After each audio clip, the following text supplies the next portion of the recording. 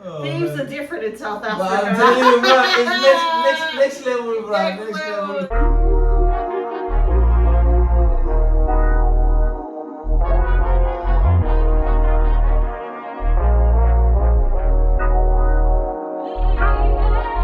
Hey everyone, welcome back to NuhaSal and Little Azizo. So yeah, we're back with another one again. We're doing what is it called? South Africa culture shock and American living in South Africa. Yeah, and we all know how you love South Africa, guys, because I know we've got a lot of South African viewers. Yeah. So we thought we'd do this video. We saw this somewhere else and thought it'd be a fun reaction. Yep. Yeah. So. Hey, Happy New Year's once again. Yes. I want to say one time. Once again.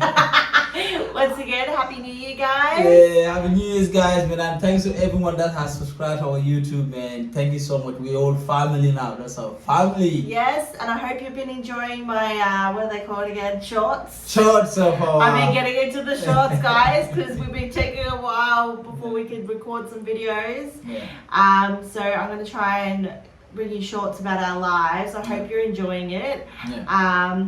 But if you hate it, tell me. Exactly. Yeah. And let us know what else you want to see. Yeah. But yeah, I guess we should probably get into it. Let's go. The love and intensity that South Africans have For their for country. Oh, hey. For what? She cut it off, that was her. Hey Oh. guys, it's Misha from the Global Expats, and today I am talking all about South African culture shock as an American living here. The first culture shock. Wait. Is it expat? No, that's the name Well, of the what is? channel. I need to look at what's the thing for expat. Because Is it Africa. travelers or something? Like they're travelers? No. I think it's just people who come to work. Is that not what it is? Yes, I think it is. Expats. What do you think? What is the difference between an expat and a foreigner? Because I don't know. I can't remember. There is something. Bro, in Africa, every time we have visitors, we call them expats. Oh, it might be And then if I go to someone's country, they call maybe me. it is foreigner, They call me foreigner. but maybe it depends. Like where you are. Oh, sorry. Yeah, I'll look it up. What the expat is. You ready? There you go. Yeah, let's go. Expat. Load shedding. And for people not familiar with load shedding, it is essentially intentional power outages. Blackout. I swear, like this is like everyone. If they do culture shock videos, they always say load shedding. Load shedding. Every single time, because I guess like here you've noticed that we have electricity, Yeah. but it doesn't get as hot here, and it doesn't get. Yeah. Oh, it does get hot. Yeah, it does get hot. Yeah. But yeah, it's just different. Yeah, it's different. Yeah. But yeah, I just noticed whenever they do the culture shock thing, it's always Load shedding. always. Yeah, load shedding.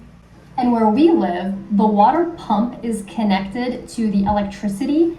So when the electricity goes out, we also have no water. It's nice when they let you know when you're scheduled for your lights to go out, but there's been so many times when you just get hit with it and you don't even know. There's been times I've been stepping into the shower to take a nice shower at the end of the day or after a workout, and all of a sudden, the lights go out. No more water, no more nothing. You just gotta sit and wait. And I've asked a few people, why does this happen? Why do you guys need load shedding? Why do they need to schedule power outages across the country? It's just kind of a part of normal life here. The next culture shock. There are no power outlets in the bathrooms. So I guess in the States or in other countries, right, we're used to just, plugging in like, Oh, don't they? Yeah, I don't know. I don't know if in South Africa, but Oh yeah. Gambia we do have power. Oh, you do? Yeah. So it's just a South African thing. I don't know. I never been to South Africa. Yeah. I didn't even know that. According to her. Anyway. According to her, yeah. I don't know. Maybe. That's interesting. Yeah, that's interesting. There must be a reason. I don't know. There must be a reason. Yeah. Even hotels. Was living in a hotel or hotels? Nah, come on. Hotels will have it. She must be staying in a because like the fact that their electricity is connected to their water, whoever planned that house wasn't thinking. Oh no, it is. Electricity is called. You know I will show you like the water tank. You know the septic tank? No, not the septic tanks. Septic tank is where all the shit goes. Yeah. No, that's not a septic tank. But you see the tank that is like water to it? Like it holds water because we don't not every house is connected to the power grid for water, like power water. Yeah. So each house might have a water tank up there. So you need power to pull the water from the from the borehole and it goes up there. There's electricity and power that does it. You don't have to use a generator. You know the water. If you want to do do the watering, the power generator thing that sucks out water. It's just basically the same. You need power to suck water to the tank to fill up the tank, and tank will use as a storage. And so that you guys can have water. So that's why when there's no power, there's no water being sucked to go to that tank. Oh, because here, like if the power goes out, you just don't have hot water. Oh, one time I was passing a house here that has a sign on his door. He said, this house is being supplied by some water. Maybe you people might have it here, but like outside, like in the countries out there, you might have it there. Like people having tanks and water goes there. The wind fan thing that goes around, that might be for the power that supplies power to that to soak water to go up to the tank. Yeah. It's like a wind thing, yeah. Interesting. Yeah. I have my hair straightener, my curling iron, but here you have to go into the bedroom or go to any other room in the house to plug in your things. In the States, I must admit, I was used to having 2 or 3 outlets. So let's say I had my phone charging in one outlet, I would have my straightener plugged in, I'd have my makeup out, I have my whole setup. It's probably safer too, though, not having it in there. Because you can do your hair in the bedroom. It's not a big deal. It's probably maybe the drying of your hair is a bit annoying, probably, maybe, because your hair might be wet. But even then, you can towel dry it and then go. But yeah. Nice, true. And also because electric sucks, maybe I don't know, maybe how if you have socket next to water, it's not safe. It's not safe. Yeah. That's why even people have it. Maybe above a little. Yeah, that's why. Yeah. But it would be annoying for a man if they were shaving. Like that would be hard. Yeah. Having it in front of the mirror because all the hair goes everywhere. It goes everywhere. Yeah, exactly. Yeah. Otherwise. Yeah. Yeah. Probably do without. There, I am good to go. I have a big nice mirror and nice lights. But here, I have to find some room, find a random mirror I can take with me so I don't end up frying something on my head. And another thing about outlets in bathrooms, the light switch to turn the lights on and off is always outside the bathroom for some reason. This one I also don't know what the situation is, but here everything's outside the bathroom. The next culture shock: car guards. Oh, maybe she's talking about her lifestyle. How maybe the hotel or the hostel he went to. Yeah. But it's not gonna be like all everywhere. It's like that. He just went. Yeah. Maybe she went to the same. Maybe that spot. That's what it's like that. Because it looks like she's been living in an Airbnb or something. That's maybe. Also, one of the important thing about what she just says is, it depends on how the guy renting the house, the landlord, how he builds it. It depends on that. Because say, babe, you own a renting apartment in South Africa. The way you will build it is different from how I will build it. Yeah. Because me, even in my country, I saw some other people, they build houses. I was like, man, that house inside the interior is ugly. Yeah, exactly. Because you know what? Because some of the Africans are not exposed to. They're not exposed. They don't see how other continent houses are built. Yeah. Because I know that for a fact that there should be a power plug inside the bathroom and up there so that women can dry their hair. Because I traveled, I've been exposed, I'm not insulting them, but some of the people, the way they build and even when they put tiles, some colors of tiles in some bathrooms, I was like, man, that bathroom is ugly because they're not exposed. Maybe it depends on the landlord that owns the house. his thinking, the way he builds it. But it's not going to be like all of South African houses are like that. that. No, because it's like, for example, here we have our light switch outside the bathroom. Oh yeah. Think of it. Because even our house, when we came, remember we have to put like more, like we have to put more power switches. And it's not many. That's because we've got an old house too. Because back in the day, they didn't. They don't have many. Yeah. Like we had one power switch in each room. Yeah. That's all we had. So. Yeah. So it might depend on where he's renting. Yeah. Now, I'm used to having like a security officer or something like in a parking lot back in the States. That's just, guarding the whole garage, right? Just somebody there on site. But I was very surprised to find that here, there's about like 10 car guards in one parking lot Really? whose job is to just make sure your car doesn't get broken into or stolen. Hey, right? They just stand around. Hey, Wow. more job for the locals. Yeah, exactly. Good, isn't that good? Yeah, it's good. Hey, actually, did you hear that story about this one guy that put what's it called? You know how you pay for your parking? Yeah. He put this thing here at one of the parking places. I think it was like near a zoo or something, right? Yeah. And he was there and everyone said, oh, he's so lovely, so lovely. Then one day he disappears, right? And everyone was like, where did he go? And so someone went over and asked the council, oh, what happened to the thing? They go, there was no one supposed to be there. There was no ticket machine. So all this time he had bought a ticket machine. Oh, yeah. So people could buy the tickets and then took the money illegally. Sorry. Well, that's a smart idea though. That's Smart, idea. so That's a smart. smart idea. Love it. And watch the cars. Well, And then when you leave, you give them a little tip saying thanks so much, and then you're on your way. And in the parking lot, the thing about Africa is all hustle, that right? say Everything's hustle. beware of remote jamming. And that's essentially when thieves try and use their remotes to block you from locking your car. So like you'll click your button thinking you've locked your car, but then they're pressing a button on their side watching you, and they stop your car from locking, and you think it's locked, but they jammed it, which is Technology, right? Huh? Technology. I'm getting technology, right? The hustle is real. I love it. Well, I don't love it. I don't want my car stolen, but still, whoa. That's so good. What? Bro, South Africa, man, always made me laugh, bro. why it's called remote jamming, I realized.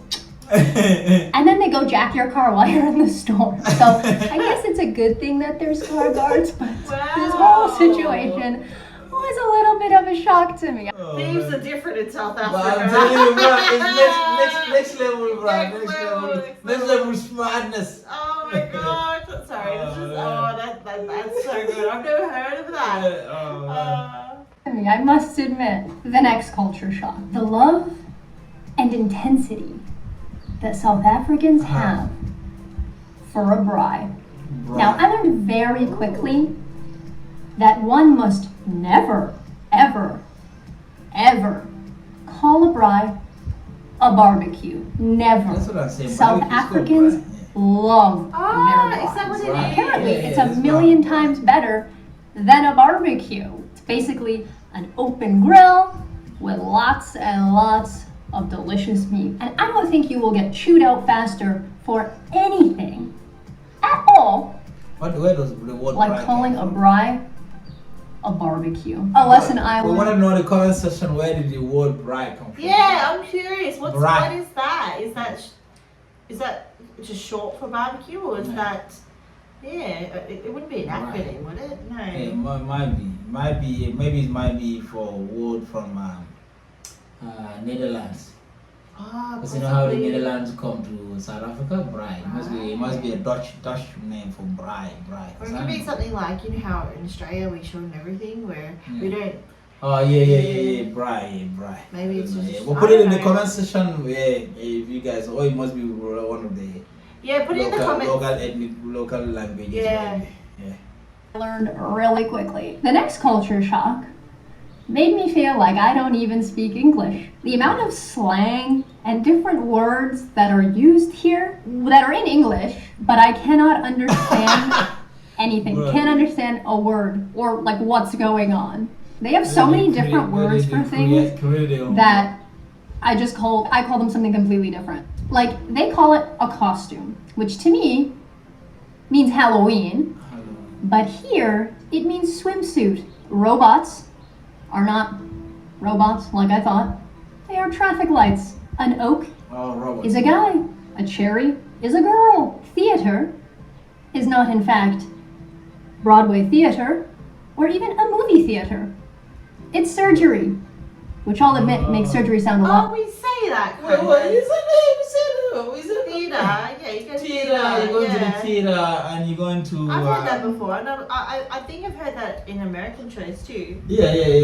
Going to theater. And robots, robots they call. I've heard the robots. Yeah, lights, Yeah. I've heard that before too, I think. But I don't. It's not common. People call it. Yeah, it's not common. Yeah, not common.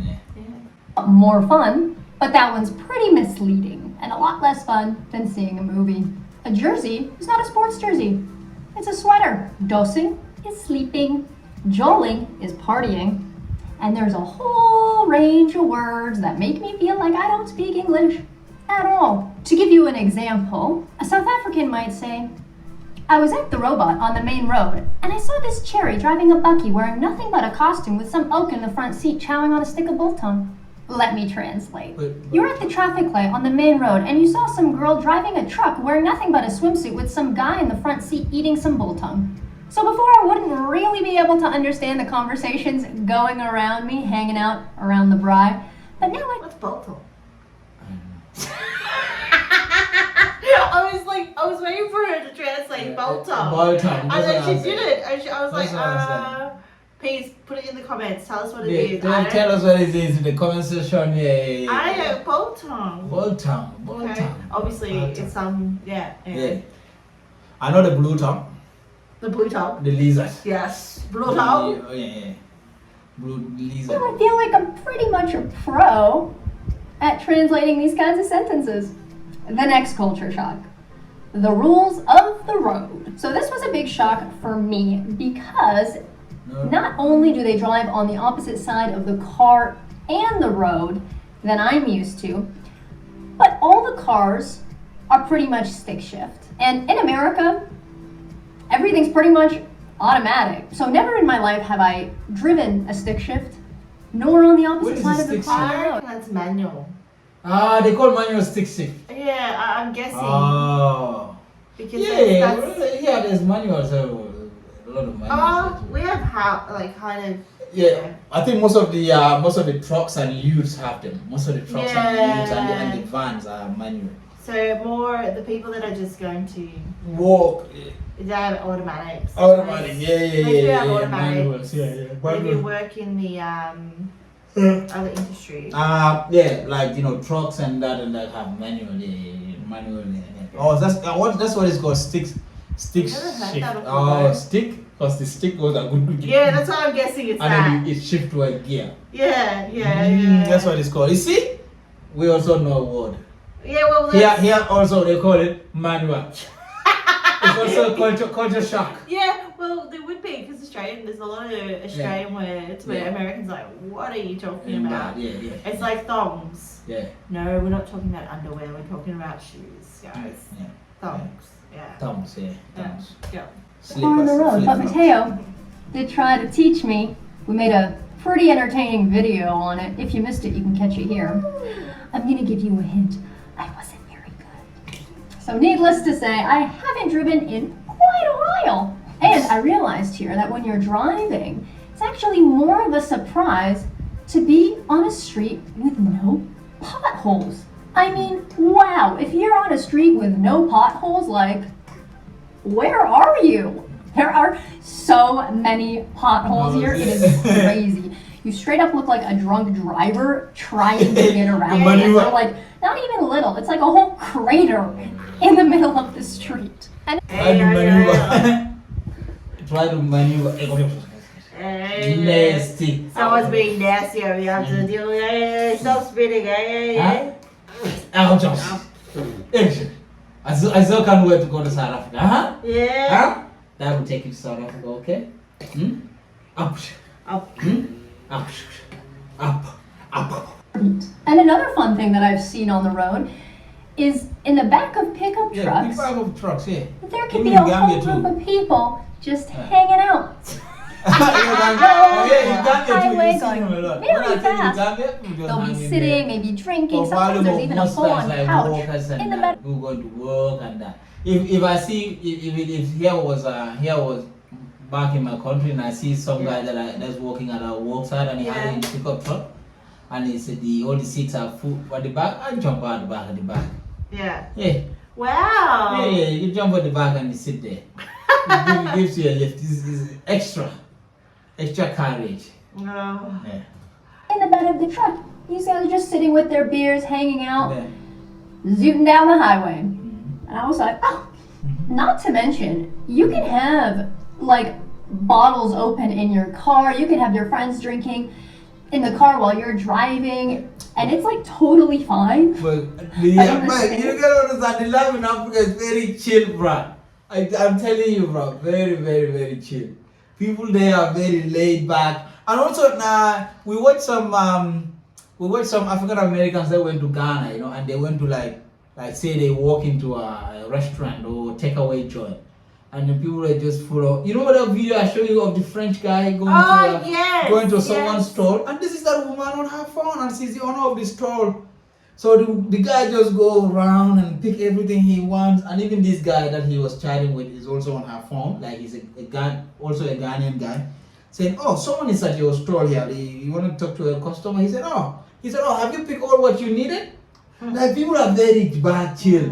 Here, drive to the Marcus, bro. There's no car behind us. What do you need? Can I get on? What is that? I said, man, mom, I want to tell him, mom, can I just wait? There's no car behind me. Bro, it's all hurry. You know what I mean?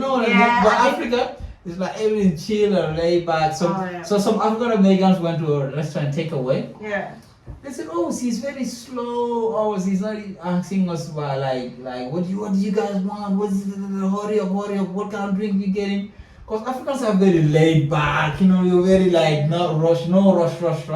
Whilst here it's a go. Oh yeah, everything's fast. Yeah, everything here is like a go. Oh, go. We're always in a hurry to go somewhere else. That's why. Yeah. It's like a go. Yeah, it's not like they're very laid back, chill there. Yeah. If a cop pulls you over and there's even an open bottle of something in your car at all, like you're screwed. The next culture shock. Not pumping your own gas. Or also a job. As I should say, petrol. Because you did that, didn't you? I did that. Yes. My dad runs a petrol station back home, back in Gambia. We did it. The whole family does it. We all go through it. I remember my brother used to only go to the petrol because it's rare. Like there's not many petrol stations where they'll fill it for you. And my brother found one, and that was the only petrol station. So you come to, It's good though because you come to them, give him like 60 or 50 Gambian dollars. You say, oh, this is how I want. It depends how many liters is there, but he just go. There's people doing those jobs too. Yeah. But it creates jobs too. It's money to people. What is it called again? Is it not pumpers? Pump. Yeah, pumper. Pump. Yeah. This true. Africa we have them there.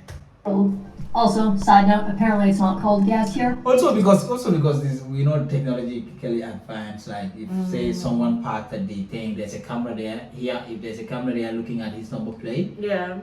We don't have those kind of technologies.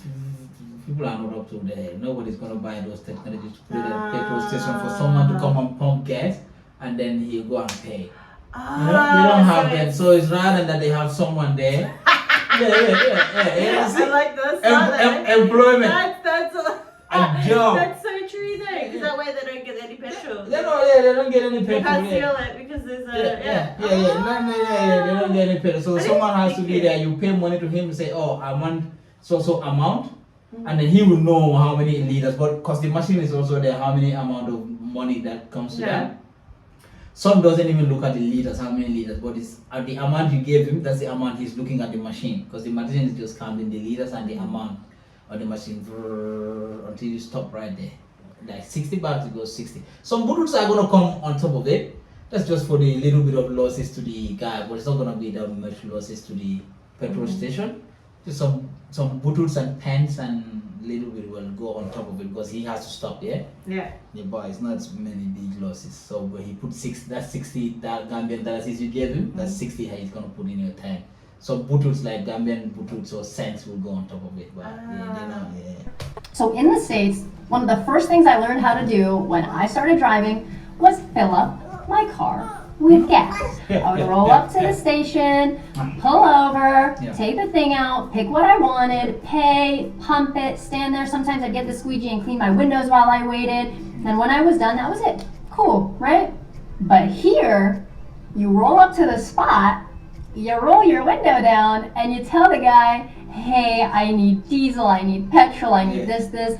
Can you check the tires? Can you make sure we're good all around? And can you clean the windows? He's like, yeah, no problem. So they pump the gas, they do all this, and every time. That's service.